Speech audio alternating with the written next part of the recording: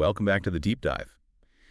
So if you're responsible for keeping a modern, geographically dispersed business secure, especially those little branch offices that don't have a dedicated IT person, then you know the challenge. You need that enterprise-grade protection, but you also need it to be, well, consumer-grade simple. Today, we're shortcutting that path for you, really digging into the essentials of modern security. We've done a deep dive into some source material that's all about the modern gateway lifecycle. I mean, from deployment all the way to advanced threat detection. And while these sources do touch on things like the Checkpoint SMB Jumpstart framework, our mission for you is really about pure utility. We want to pull out those high-value operational insights that define what simple, robust security actually means today. Our journey today is structured around, well, the practical life of these appliances, right? So we're talking product deployment management, connectivity, the big one, security policy, and then monitoring and maintenance. It's a dense set of sources, but we've really tried to filter it down. Okay, let's unpack this. And I think we have to start where every growing business hits a wall: scalability. That wall is definitely management overhead. I mean, Yeah. think about the old model. You had one office, you'd log into the firewall's local web browser, you'd set it up, and then you'd kind of forget about it. But imagine you acquire 5 new remote branches this quarter. If you try to manage 30 firewalls individually, you're just introducing policy drift, inconsistent configs. It's an auditing nightmare. Oh, absolutely. The moment you have to manage 2 firewalls, the inconsistency starts. You get to 20, and you've basically built vulnerabilities into your own infrastructure just from human error. So what's the fundamental shift that's required to scale this stuff efficiently? The sources are crystal clear on this. For organizations managing really any significant number of gateways, local web browser management just isn't efficient. The only sustainable option is to be centrally managed via Smart Console. And the why here is the critical insight, isn't it? Yeah, It's not just about saving the 5 minutes it takes to log into each device. It's about operational integrity. Exactly. Centralized management gives you 3 things you just can't compromise on at scale. First is unified policy configuration, a single source of truth for all your rules. Second, centralized logging, so you're correlating events across all your branches, not just one isolated box. And third, you get guaranteed consistent security enforcement. And that consistency, I mean, that's what separates a secure, controlled environment from just a chaos of individually configured boxes. Consistency means control. Okay. Now, let's talk about reducing the biggest, most expensive headache in IT, which is deployment. You mentioned shipping a box to a remote office.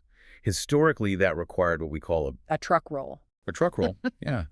Sending a qualified tech or, talking some poor non-technical employee through a complex script over the phone. The old way was just brutal and so expensive. And this is where zero-touch provisioning, or ZTP, completely redefines things for branch offices. So what's the primary operational benefit of ZTP when that new gateway shows up at a remote site? It completely eliminates that truck roll and that painful phone call. ZTP enables the gateway to automatically fetch its predefined configuration from the cloud upon startup during its very first boot. All the company-specific rules, VPN settings, local addresses, it all gets pulled down and installed automatically. Wow. So you literally ship the appliance, some remote employee plugs in the power, they plug in the WAN cable, which is the physical connection to the outside world, and the device just wakes up, calls home, and becomes a fully functional, centrally managed gateway. That's the process. And since you mentioned the physical aspect, that connectivity piece is non-negotiable. The external traffic, that communication with the cloud for ZTP to even work, the business traffic, it all hinges on using the right physical interface. The sources remind us that the WAN port on the appliance is universally used to connect the device to the internet service provider. It's the gateway to everything. Perfect. So we have scalable management and, well, practically effortless deployment. But there are always exceptions. What if you were running a tiny office and you choose to manage it locally, not centrally? Where does an admin go to see what's happening, to see the logs? Yeah, that's a key distinction. If the gateway is running in that locally managed mode, it can't send its data to a central log server. It doesn't exist in that setup. So the logs and system reports are stored right there on the gateway itself. You'd view them through the logs and monitoring section of the local web user interface. It's the trade-off for that simplicity. The data is isolated, but it's accessible without the whole management infrastructure. Got it. Okay, deployment and management sorted. Now, let's talk about the real reason this hardware exists: security. And here's where it gets, for me, really interesting. We mentioned the evolving threat landscape, and frankly, the old signature-based security model is, well, it's functionally obsolete for today's threats. It is the central problem of modern security. Signatures, digital fingerprints, they only work if you've already seen the threat. A zero-day attack, a brand new piece of malware, it has no signature. The moment it's released, every signature-based firewall on the planet is blind to it until vendors can identify it, write a signature, test it, and push it out. And that window of vulnerability could be minutes, or it could be days. And that tiny window is all a bad actor needs. So if we can't rely on knowing what a threat looks like, we have to pivot to analyzing what a threat does. What's the feature that addresses this fundamental gap? That would be sandblast threat emulation. This capability really represents that necessary shift from static analysis signatures to dynamic behavioral analysis. So how does the appliance actually use this to protect an end user from something that's literally never been seen before?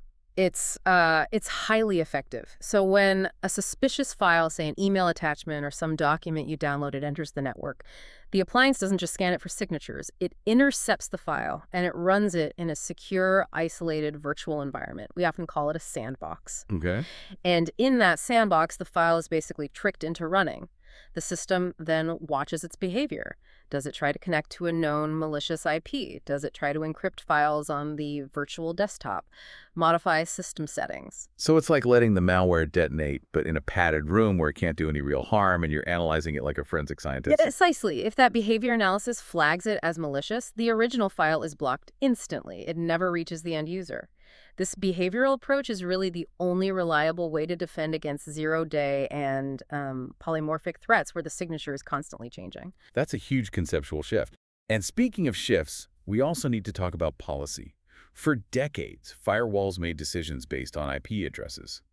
But in a highly mobile, cloud-centric world, an IP address is a meaningless temporary label. We need policies based on people. Yes. The whole move is from protecting the pipe to protecting the person. This is driven by a feature called identity awareness. And what this does is it allows security admins to create firewall policies based on specific usernames and groups, not on some temporary network address. That sounds so much more functional for a business. Can you give us a real-world example of how this simplifies an admin's life? Sure. Imagine the HR department suddenly needs special access to a new secure portal. And it doesn't matter if they're working from home, in the main office, on a VPN, or in a branch. Without identity awareness, you'd have to identify and update, 5 different IP-based rules across multiple gateways. With it, you simply assign the HR group the access they need, and that policy just follows the user, regardless of their location or their IP address. It ties access control directly to the organizational role. It makes policies stronger and, honestly, infinitely easier to manage. That is the definition of managing by identity, not location. It makes the whole policy enforcement so much more precise. Okay, let's pivot from stopping attacks to ensuring the network itself stays resilient and fast. Connectivity is vital for these remote branches. So what's the main operational goal of integrating SD-WAN features into one of these appliances? Well, the main goal is way beyond simple load balancing. The real purpose of SD-WAN is to optimize traffic flow by choosing the best available internet link.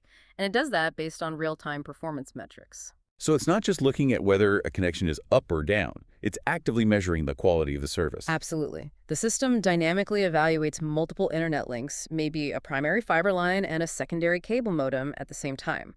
And it's focusing on 3 crucial performance metrics: latency, jitter, and packet loss.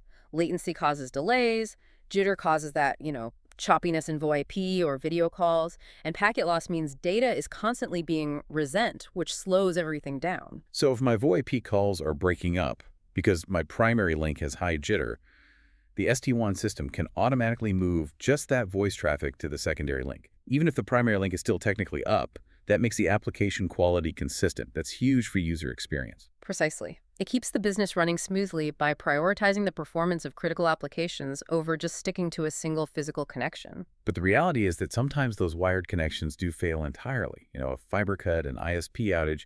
What features ensure business continuity when that primary link is just gone? That is the essential role of integrated cellular connectivity, usually an LTE or 5G modem that's built right into the appliance.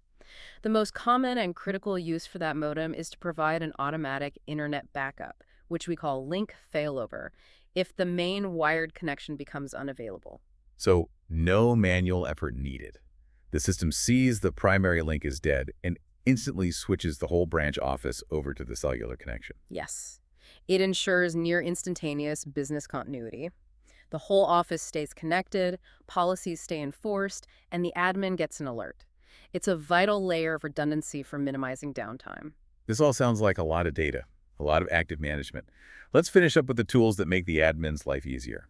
You know, monitoring and maintenance, making sure the system stays visible and up to date without constant babysitting. Visibility is one of the hardest things to maintain when your infrastructure is all spread out. If a gateway in, say, Omaha, starts seeing a massive denial of service attack, you need to know now, not when you run your security reports tomorrow morning. Which brings us to a key administrative tool. What's enabling that real-time visibility? The Checkpoint Watchtower mobile application is the feature designed for exactly this. Its primary purpose is to let administrators monitor security events and receive real-time alerts directly on their smartphone. I can immediately see the value there. This isn't just about reviewing logs later, it's about getting actionable alert on the fly, wherever you are. Timely awareness has to drastically cut down incident response time. And that sort of hands-off approach extends to maintaining the appliance itself. When you're managing dozens of boxes, manually tracking firmware updates is a security liability. Outdated firmware is a prime target for exploits. So how does the appliance handle critical software maintenance and patching by default to minimize that risk? By default, the appliance supports automatic software maintenance. It can automatically download and install firmware updates during a scheduled off-peak time window. That scheduled window is key, right? Yeah. Why not just install them the second they're released? Well, you want the latest protection, but you also have to minimize operational impact. So you schedule those reboots and software installs for, say, 2 a.m. on a Saturday morning. This ensures the latest security patches are applied, keeping the appliance protected and compliant, but without disrupting core business operations. It's intelligent automation for security hygiene. And this all raises a really important question for you, the listener, to sort of mull over.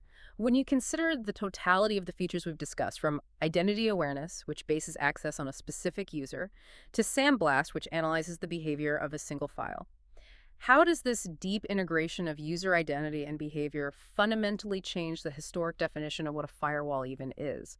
Has the firewall truly shifted from just being a gatekeeper on a physical network wire to becoming a personalized policy enforcement platform tailored to the individual user and their specific actions?